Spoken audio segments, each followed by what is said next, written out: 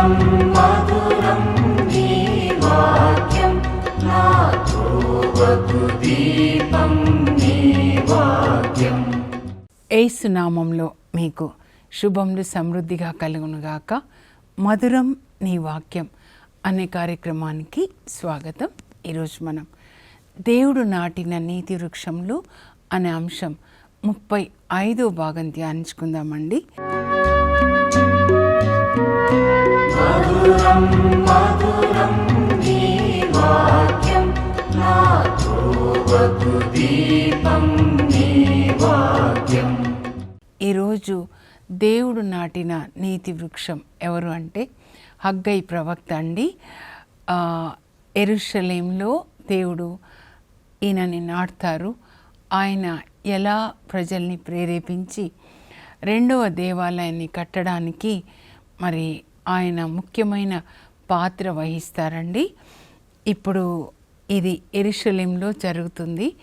ఎప్పుడు జరిగింది అని అంటే క్రీస్తు పూర్వం 520లో జరుగుతుందండి. అయితే దీనికి ముందు ఎజ్రా గ్రంథం మొదటి 5 అధ్యాయాలు చదవాలండి. అది దీనికి బ్యాక్గ్రౌండ్ అన్నమాట. ఇజ్రాయేల్ ప్రజలు బాబిలోనియా దేశంలో 70 సంవత్సరాలు ప్రవాసులుగా ఉంటారండి. ఆ తరువాత మరి కొరేషు రాజు పరిపాలనలో ఆయన ఇజ్రాయేల్ ప్రజలు తిరిగి మరి బాబిలోనియా నుంచి, అంటే యూదులు అంటారండి, అప్పటి నుంచి మీరు యెరూషలేమునకు వెళ్ళి దేవాలయాన్ని నిర్మించి దేవుణ్ణి ఆరాధించండి అని ఒక శాసనాన్ని జారీ చేస్తాడు. అక్కడ దానియేలు ఉంటాడండి. ఆ దానియేలు మరి రాజుని ప్రేరేపిస్తున్నాడు. దేవుడు కూడా ఆయనను ప్రేరేపిస్తాడనమాట. అప్పుడు ఎజ్రా గ్రంథం 1వ అధ్యాయం మీరు చూస్తే కొరేషు రాజు, పారసిక రాజునైన కొరేషు చేయు శాసనం ఇది అని ఉంటుందన్నమాట. బాబిలోనియా ప్రవాసంలో ఉన్న యూదులందరూ తిరిగి యెరూషలేమునకు వెళ్ళండి. ఇక్కడ బాబిలోనియా అండి, ఇప్పటి ఇరాక్ అన్నమాట. యెరూషలేము 900 మైళ్ళు ఉంటుందన్నమాట. నెబుకద్నెజర్ రాజు అప్పుడు తీసుకొచ్చాడు కదా. ఇప్పుడు ఆ బాబిలోనియా పతనం అయిపోయి పారసిక రాజ్యం పరిపాలిస్తుందన్నమాట కొరేషు రాజు. ఆయన శాసనాన్ని జారీ చేస్తాడు. ఎందుకంటే దానియేలు హస్తం ఉంటుంది అన్నమాట. దానియేలు గ్రంథం 9వ అధ్యాయంలో దానియేలు ఉపవాసం చేస్తూ ఇర్మియా గ్రంథాన్ని ధ్యానిస్తున్నప్పుడు దేవుడు ఆయనకు ఒక మర్మాన్ని బయలుపరుస్తాడండి. ఇర్మియా 29:10 అన్నమాట, 10వ వచనం. 70 సంవత్సరాల ప్రవాసం ముగియగానే నేను మిమ్మల్ని దర్శిస్తాను, మిమ్మల్ని మరలా యెరూషలేంకి తీసుకొని వస్తాను అని దేవుడు వాగ్దానం చేస్తారనమాట. ఇర్మియా రాస్తాడు, నేను మీ అభివృద్ధినే కానీ వినాశనంను కోరను, నేను మీకు బంగారు భవిష్యత్తు నిర్ణయించాను అని దేవుని వాగ్దానము దానియేలు చూసి కొరేష్ రాజుకి చూపిస్తాడు. ఇలా రాశారు అని చెప్పి. అంతేకాకుండా యెషయా గ్రంథం 44, 45లో కూడా రాయబడి ఉంటుందన్నమాట. కొరేషు రాజు కాలంలో మరి ఇలా ప్రజల్ని తిరిగి పంపిస్తారు అని. ఆయన పేరు కూడా ఉండడం చూసి మీ దేవునికి నా పేరు తెలుసా, నేను తెలుసా అంటే మనందరికీ ఒకే దేవుడు, ఆయనకి ప్రతి ఒక్కరి పేరు తెలుసు, ప్రతి ఒక్కరిని ఆయనే తల్లి గర్భంలో సృజించి ఆయనే శ్వాస ఊదాడు దానియేలు చెప్తుంటాడండి. అప్పుడు దానియేలు ప్రోద్బలం మీద కొరేషు రాజు లేఖ రాస్తాడనమాట. ఇక్కడ చూడండి, ఇది యెరూషలేం అనుకోండి, బాబిలోనియా ఇది 900 మైళ్ళు అండి. ఇక్కడి నుంచి ఇంకొక 200 మైళ్ళు పారసిక దేశం, దాన్ని ఇప్పుడు ఇరాన్ అంటారు. ఇక్కడ ఉన్నటువంటి కొరేషు రాజు పారసిక దేశం, సూజన్ క్యాపిటల్ అన్నమాట. కొరేషు రాజు ఇక్కడ ఉన్న బాబిలోనియాలో ఉన్న యూదులకి లేఖ రాస్తున్నాడు, మీరు వెళ్ళండి అని చెప్పి. అప్పుడు ఈ బాబిలోనియాలో ఉన్నటువంటి యూదులు అందరూ రారండి. ఎందుకంటే 70 సంవత్సరాలు అక్కడ ఉన్నారంటే చాలా ఆస్తి సంపాదించుకుంటారు కదా. కనుక వాళ్ళు అక్కడే సుఖంగా ఉండాలి అని కోరుకుంటారు. ఇప్పుడు మన పిల్లలు అమెరికా వెళ్ళారు కదా, అక్కడ 70 సంవత్సరాలు అంటే ఎంత ఆస్తి సంపాదించుకుంటారు. ఇప్పుడు వచ్చే ప్రెసిడెంట్ ఇండియన్స్ అంతా తిరిగి ఇండియాకి వెళ్ళండి అంటే ఇష్టపడతారు, అక్కడ కంఫర్టబుల్ లైఫ్. అందుకని అందరూ ఇష్టపడరు, కానీ ఒక 50,000 మంది తిరిగి వస్తారండి. అయితే వాళ్ళని మరి నడిపించుకొని వచ్చినటువంటి నాయకులు ఎవరంటే దావీదు వంశంలో పుట్టిన దావీదు DNA, దావీదు రక్తం ఉన్నటువంటి జెరుబ్బాబెలు, అలాగే యెహోషువ అనే ప్రధాన యాజకుడు అండి. సో వాళ్ళు వీళ్ళని నడిపించుకొని యెరూషలేమునకు వస్తారు. వచ్చిన తర్వాత 70 సంవత్సరాల తర్వాత వస్తే ఎలా ఉంటుందండి, నెబుకద్నెజర్ రాజు యెరూషలేం దేవాలయాన్ని, సొలొమోన్ కట్టించిన దేవాలయాన్ని, యెరూషలేంలో ప్రముఖుల ఇండ్లని తగలబెడతాడు కదా, కాలిపోయి శిథిలమై ఉంటుందన్నమాట. అప్పుడు వాళ్ళు ముందుగా వచ్చేసి వాళ్ళ ఇండ్లని కట్టుకుంటారండి, 1 సంవత్సరం అన్నమాట. తర్వాత 2వ సంవత్సరంలో మరి వాళ్ళు దేవాలయానికి పునాదులు వేస్తారనమాట. ఈ దేవాలయానికి పునాదులు వేసి దేవుణ్ణి ఆరాధించడానికి కూడా ఎవరు ఇనిషియేటివ్ తీసుకుంటారంటే దావీదు సంతతి వాడైనటువంటి జెరుబ్బాబెలు అన్నమాట. అదే రక్తం ఉంటుందండి. అలాగే యెహోషువ అనే ప్రధాన యాజకుడు. సో వాళ్ళు దేవాలయానికి మరి పునాదులు వేస్తారు. తర్వాత ముందుగా బలిపీఠాన్ని కడతారు, కట్టి దేవుణ్ణి ఆరాధిస్తారండి. ఇంకా అందరూ కూడా సంతోషపడతారు, కన్నీళ్లతో దేవునికి వందనాలు చెప్తారు. 70 ఏళ్ళు మరి కాలిపోయి బూడిదై శిథిలమైన దేవాలయ ప్రాంగణంలో 46 ఎకరాల స్థలం అండి. మళ్ళా పునాదులు వేసినప్పుడు అందరూ సంతోషపడతారు. అలా కొంచెం 530 ఏళ్ళు వస్తారండి. 536లో దేవాలయానికి పునాదులు వేస్తారు. వేసి ఇంకా 2వ సంవత్సరంలోకి అడుగు పెడతారు. 36 తర్వాత క్రీస్తుపూర్వం అంటే 35 అన్నమాట. 2 సంవత్సరాలు దేవాలయం మీద అందరూ పనిచేస్తున్నారండి ప్రజలు. అప్పుడు వాళ్ళకి పైన ఇంతకుముందు వాళ్ళు ఇజ్రాయేల్ ప్రజలని పిలిచేవాళ్ళు కదా, ఉత్తర ఇజ్రాయేలు. ఇప్పుడు వాళ్ళని సమరీలు అంటారనమాట. ఎందుకంటే అసిరియా రాజు వాళ్ళ మీద దాడి చేసిన తర్వాత కొంతమంది అసిరియన్లను అక్కడ ఉంచి మరి ఇజ్రాయెల్ ప్రజల్ని అక్కడ వాళ్ళ సామ్రాజ్యంలో ఉంచుతాడనమాట. ఈ అసిరియన్లతో మరి వివాహమాడకుండా పుట్టిన వాళ్ళని సమరీలు అంటారనమాట. సో సమరీలు కూడా దేవాలయాన్ని కట్టడానికి వాళ్ళు వచ్చినప్పుడు వీళ్ళు ఒప్పుకోరనమాట. అయితే ఈ సమరీలు ఏం చేస్తారంటే ఇంకా అసూయతో పాలకులకి లేఖలు రాస్తారండి. లేఖలు రాసి వీళ్ళ దేవాలయం నిర్మాణం ఆగిపోయేలాగా చేస్తారు. దేవుని పని ప్రారంభించగానే అడ్డంకులు వస్తాయన్నమాట. వీళ్ళ దగ్గర యాక్చువల్గా ఎంత పెద్దగా ఏమీ ధనం లేదండి. మరి సొలొమోన్ దేవాలయం అంటే ఏంటంటే వాళ్ళ నాన్న దావీదు అంతా సమకూరుస్తాడు. 46 ఎకరాల స్థలము, తర్వాత రాళ్ళు, దేవాలయానికి కావాల్సిన రాళ్ళు కొట్టిస్తాడు. 150,000 మంది పనివాళ్లతో మరి బంగారం అంతా పోగు చేసి దేవుని ఆరాధనలో వాడే ఆ బంగారు పాత్రలు అన్నిటినీ కూడా ఆయన తయారు చేపిస్తాడు. ఇంకా కొడుకుని సింహాసనం మీద కూర్చోబెడితే సొలొమోన్ రాజుకి ఏం తక్కువ అండి, ఆ వైభవంగా దేవాలయాన్ని కడతాడు, బంగారంతో కడతాడనమాట. అయితే ఇప్పుడు మరి వాళ్ళ దగ్గర డబ్బు లేదు, మరి అధికారం కూడా వాళ్ళ దగ్గర లేదన్నమాట. ఇంకా వీళ్ళు ఆటంకాలు తీసుకొని వస్తారు. ఆ విధంగా 520 వరకు 534 నుంచి చూస్తే 16 సంవత్సరాలు ఈ సమరీలు తీసుకొని వచ్చిన ఆటంకాల వల్ల దేవాలయ పని ఆగిపోతుందండి. ఆగిపోయిన తర్వాత ఇంకా ఎవరు పట్టించుకోరు. ఎవరికి వాళ్ళు ఇండ్లు కట్టుకొని చక్కగా సుఖంగా వాళ్ళ ఇళ్ళల్లో ఉంటారనమాట. చక్కటి గృహాలు కట్టించుకుంటారు. అప్పుడు దేవుడు వాళ్ళని ప్రేరేపిస్తాడనమాట. హగ్గై ప్రవక్త ద్వారా ప్రేరేపిస్తారు. ముందుగా హగ్గై ప్రవక్త సందేశం ఎవరికి అంటే జెరుబ్బాబెలుకండి. దావీదు సంతతి వాడని చెప్పాను కదా. ఇప్పటికీ ఆయన ఈ 520 వచ్చేసరికి యూదా రాష్ట్రానికి గవర్నర్గా నియమింపబడతాడనమాట.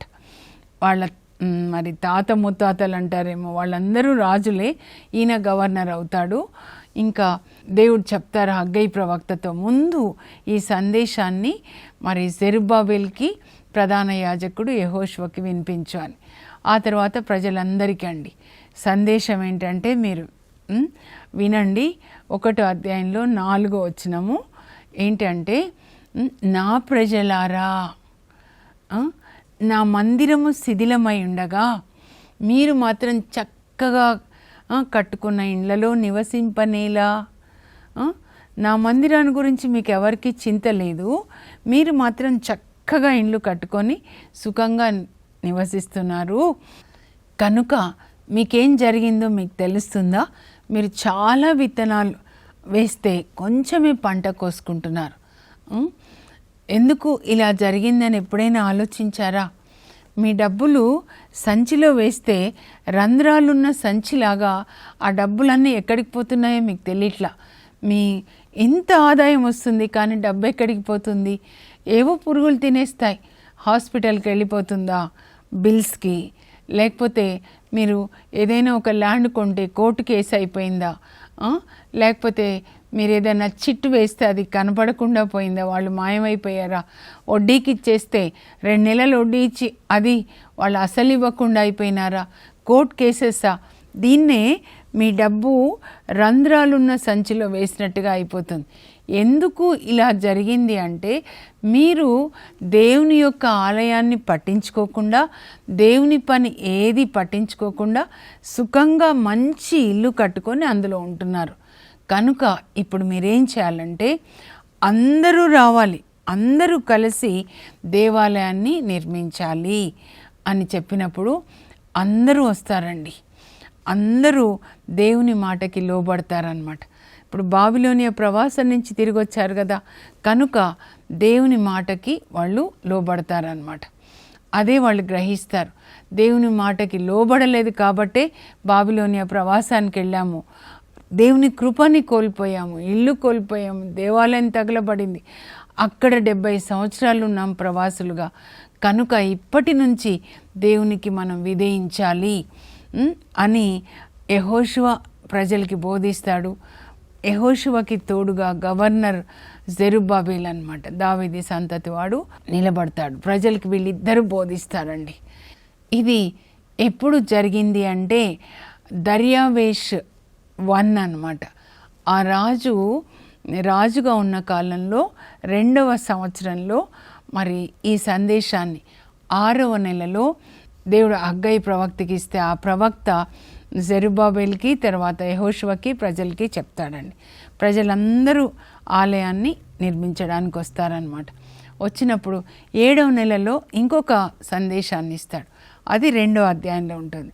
మొదటి అధ్యాయంలో 6వ నెలలో ఇచ్చిన సందేశం, 2వ అధ్యాయంలో 2వ నెలలో ఇచ్చిన సందేశం అన్నమాట. ఇందులో ఉన్నది 2 అధ్యాయాలేనండి, మీరు చదువుకోవాలి. ఇంకా వాళ్ళందరికీ ప్రభు చెప్తాడు, వాళ్ళు దేవాలయాన్ని నిర్మించడానికి వచ్చినప్పుడు మీరు పనికి పూనుకొనండి. జెరుబ్బాబెలు, యెహోషువ, నా ప్రజలారా, మీరు పనికి పూనుకొనండి, దేవాలయాన్ని నిర్మించండి, ఆరాధన ప్రారంభించండి, నేను మీకు తోడుగా ఉంటాను అని ప్రభు హగ్గై ప్రవక్త ద్వారా, తర్వాత జెకర్యా ప్రవక్త ఇద్దరూ కలిసి ప్రజల్ని ప్రోత్సహిస్తారండి. అప్పుడు చక్కా ప్రజలు పని ప్రారంభిస్తారు. వాళ్ళకున్న ధనాన్ని తీసుకొని వస్తారు, దేవుని మందిరాన్ని కట్టుతారనమాట. కట్టిన తర్వాత దేవుడు ఏం చెప్తారంటే, కట్టిన తర్వాత అంటే ఇంకా నిర్మాణం జరుగుతూ ఉంటుందండి. ఏం చెప్తున్నారంటే, వాళ్ళు అలా చక్కా దేవాలయాన్ని కడుతూ ఉన్నప్పుడు ప్రభు ఏం చెప్తారంటే, ఈ నూతన దేవాలయం అంటే ఇది చాలా చిన్నగా ఉంటుందండి. ఈ నూతన దేవాలయము పూర్వ దేవాలయం కంటే వైభవంగా ఉంటుంది. ఎందుకు ఇది వైభవంగా ఉంటుందంటే, ఇందులోనికి మహిమగల రాజు వస్తాడు. ఎవరంటే యేసురాజు అన్నమాట. యేసురాజు పుట్టిన తరువాత మహిమగల రాజు మరియ తల్లి జోజప్ప గారు ఈ దేవాలయంలో అతన్ని కానుకగా అర్పిస్తారు. తర్వాత ఈ మహిమగల రాజు యేసురాజు ఈ దేవాలయంలో ఆయన బోధిస్తాడు, దైవ కుమారుడు మెస్సయ్య. పాత దేవాలయం ఏంటి, సొలొమోన్ రాజు కట్టించాడు, అంత బంగారమే. కానీ ఈ దేవాలయంలో యేసు ప్రభు యొక్క మహిమతో నింపబడుతుంది. కనుక ఈ దేవాలయము పూర్వ దేవాలయం కంటే చాలా వైభవంగా మహిమ కలిగి ఉంటుంది. ఇక్కడ ఈ దేవాలయంలో నేను మిమ్మల్ని ఆశీర్వదిస్తాను అని చెప్తారు. ఒక్కసారి మీరు స్క్రీన్ మీద ఈ 2 దేవాలయాల్ని చూడండి. సొలొమోన్ దేవాలయం అయితే బంగారం అండి, బంగారంతో కట్టబడింది. అంతా బంగారమే, కానీ బాబిలోనియా రాజు దాన్ని కాల్చేస్తాడు. కానీ రెండవది చిన్నది, కానీ ఈ దేవాలయంలోనికి యేసు ప్రభు వచ్చేసి మహిమగల రాజు ఆయన సువార్తని బోధిస్తాడనమాట. అయితే ఇంకా ఆ తర్వాత మళ్ళా దేవుని యొక్క సందేశాన్ని ఇస్తారండి. ఇంకా ఏమని ఇస్తారంటే, ఇప్పుడు ఈ దేవాలయానికి వాళ్ళు పునాదులు వేస్తారు కదా, మీరు ఈ రోజున పునాది వేస్తున్నారు 9వ నెలలో అన్నమాట. మీరు జాగ్రత్తగా చదివితే 520లో 6వ నెలలో 7వ నెలలో 2వ అధ్యాయం మొదటిది 9వ నెలలో వీళ్ళు ఇంకా పునాదులు వేస్తారనమాట. ఈ రోజున మీరు పునాదులు వేశారు కదా, ఈ రోజు నుంచి నేను మిమ్మల్ని ఆశీర్వదిస్తాను. హగ్గై 2:19లో అనమాట. చాలామంది ఈ వాగ్దానాన్ని మెసేజెస్లో పంపిస్తారు కదండి, ఈ దినం మొదలుకొని నేను మిమ్మల్ని ఆశీర్వదిస్తాను అని. ఏ దినం మొదలుకొని అది ముందు చెప్పరు, అది చెప్పాలండి. ఒక మనిషి 2 కాళ్ళ మీద నడిచినట్లుగా ఒక విశ్వాసి 2 కాళ్ళ మీద నడవాలి. ఒకటి ఏంటంటే దేవుని యొక్క ఆజ్ఞ, ఇంకొకటి దేవుని యొక్క వాగ్దానం. ఊరికే వాగ్దానాలు కాదు, ఆజ్ఞ. దేవుడిచ్చిన మాట పాటించాలి. దేవుడు చెప్తారు మీరు దేవాలయాన్ని కట్టండి, అప్పుడు మీరు విత్తనాలు వేసుకోండి. ఇప్పుడు ఏమంటారంటే మీరు పని ప్రారంభించి పునాదులు తవ్వి దేవాలయాన్ని మీరు నిర్మిస్తున్నారు కదా, ఇప్పుడు చూడండి ఇంతవరకు మీ దానిమ్మలు కానీ ఓలివలు ఇవన్నీ కూడా అంజూరపు తోటలు ద్రాక్ష తోటలు వాళ్ళకు ఉంటాయి, పూత పట్టలేదు. ఇప్పటి నుంచి చూడండి మీరు దేవుని పని ప్రారంభించారా, మీ పని నేను ఎలా ఆశీర్వదిస్తానంటే మీ ద్రాక్ష తోటలు అన్నీ కూడా విస్తారంగా పండుతాయి అని చెప్పి చెప్తారనమాట. అంటే మనము దేవుని పని చేయాలి. మత్తయి సువార్త 6:33లో యేసు ప్రభు చెప్తారు, మీరు మొదట దేవుని రాజ్యం ఆయన నీతిని వెదకండి, అప్పుడు అవన్నీ కూడా మీకు ఒసగపడతాయి. ఏం తినాలి, ఏం త్రాగాలి, ఏం ధరించాలి, ఈ క్రింద వాటిని గురించి చింతించడం మానేసేయండి. అది ఇంకా చింతిస్తున్నారు మీరు అంటే, ఈ చింత ఎవరంటే పురుగు, సైతాన్ పురుగు అనమాట. మీ ఇక్కడ లోపల ఏదైనా పురుగు చింతిస్తున్నారంటే ఆ చింత అనేది ఒక దయ్యం అనమాట. కనుక చింతించకండి. పరిశుద్ధాత్మ మనలోనికి వస్తే మనం ఎప్పుడు ఆనందిస్తూ ఉంటామండి. దేవునిలో ఆనందిస్తూ ఉండాలి. ఆయన వాక్యానికి విధేయత చూపిస్తుంటే మనకు ఆనందం వస్తుందన్నమాట. ఇంకా దేవుడు చెప్పినట్లే వాళ్ళు దేవుని పని చేస్తూ ఉంటారు, దేవుడు వాళ్ళ పని చేస్తూ ఉంటారు అనమాట. పంట విస్తారంగా పండుతుందండి. ఆ తర్వాత హగ్గై ప్రవక్తకి జెరుబ్బాబేలుకి ఒక ప్రత్యేకమైన సందేశాన్ని ఇవ్వమని చెప్తారండి. ఏం చెప్తారంటే, జెరుబ్బాబేలు దేవుడు నీకు ఒక మాట చెప్పమన్నారయ్యా అని హగ్గై పిలుస్తాడనమాట. ఏం చెప్పారనంటే, ఏం చెప్పారు తెలుసా, జెరుబ్బాబేలు నేను నిన్ను ఏర్పరచుకున్నానయ్యా.